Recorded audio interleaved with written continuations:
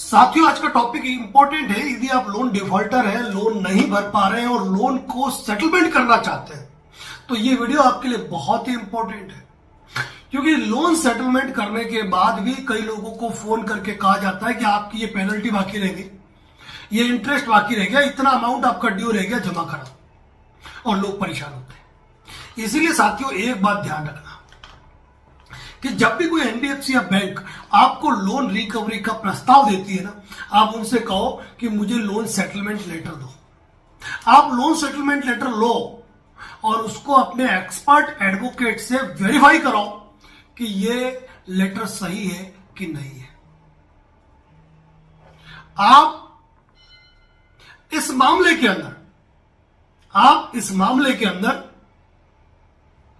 जो loan settlement letter लेते हो उसकी टर्म एंड कंडीशन को देखो कि उसमें क्या टर्म एंड कंडीशन और क्या समय लिखा हुआ है, उस समय के अनुसार भुगतान करें। यदि लोन सेटलमेंट लेटर आपकी मेल पे आया है तो आप भेजने वाली मेल आईडी के अंदर जाके वेरीफाई करो कि ये मेल आईडी पे सही है कि नहीं है। यदि उस लोन सेटलमेंट लेटर आपको मिला है और उसकी ब्रांच आपके जिले में है ना, तो आप जिले पे जाके ये चीज कंफर्म करो भाई ये लेटर सही है गलत है, वो वेरीफाई करेंगे। कारण क्या होता है कि रिकवरी एजेंट्स ये न कहने प्रकार ये चाहते हैं कि लोन का पैसा है और आप लोन सेटलमेंट का ऑफर देंगे तो आप पैसा जमा करा ही दोगे। तो कई बार फर्जी सेटलमेंट लेटर भी पकड़ा दिए जाते हैं, ये आपको ध्यान रखने की जरूरत है। एक बात और कहूंगा इंपॉर्टेंट तरीके से कि लोन सेटलमेंट केवल और केवल अनसिक्योर्ड लोन का होता है, सिक्योर्ड लोन का नहीं। सिक्योर्ड लोन में अगर उन्होंने ब्याज पेनल्टी कुछ कम कर भी दी ना तो बहुत बड़ी बात हो गई। केवल और केवल अनसिक्योर्ड लोन का ही सेटलमेंट बैंक द्वारा किया जाता है, और वो भी 100 रुपए का सेटलमेंट 50 में भी होता है, 40 में भी होता है, 30 रुपए में भी होता है। और लोन सेटलमेंट के लिए किसी और व्यक्ति की भूमिका नहीं है। जो डिफॉल्टर है वो और बैंक दोनों के बीच का मैटर है, कोई थर्ड एजेंसी ये लोन सेटलमेंट का काम नहीं करवाती है। ये समझने की भी आपको जरूरत है। साथ ही एक बात ये भी ध्यान रखना कि फोरक्लोजर लेटर और लोन सेटलमेंट में बड़ा अंतर है। कभी कभी इंसान लोन लेता है और उस लोन को फोरक्लोज कराता है, समय से पहले क्लियर कराता है, तो उसको क्या एक्स्ट्रा देना है या नहीं देना है, उसके लिए फोरक्लोजर लेटर जारी होता है। और लोन डिफॉल्ट होता है, उसका सेटलमेंट करते हो ना, वो लोन सेटलमेंट लेटर होता है। इन चीजों को आपको तकनीकी रूप से समझने की आवश्यकता है।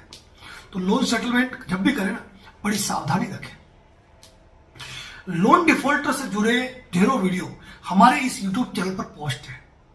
आप प्लेलिस्ट में जाकर आप ढेरों वीडियो हमारे देख सकते हैं, जहां एक एक जानकारी हमारे द्वारा दी गई है। आपको कॉल बुक करने की आवश्यकता नहीं है, ना आपको कॉल करने की आवश्यकता है। यदि आप चैनल पर विजिट करते हैं तो ढेरों वीडियो आपको देखने मिल जाएंगे साथियों। इसीलिए छोटा सा निवेदन है कि आप नंबर देखते ही कॉल मत कर लो। आप चैनल पर जाओ, आपके हर सवाल का जवाब मौजूद है। उसके बावजूद भी यदि बात करना चाहते हैं तो कॉल बुक लिखकर टेक्स्ट मैसेज करेंगे, तब आपको कॉल आ जाएगा।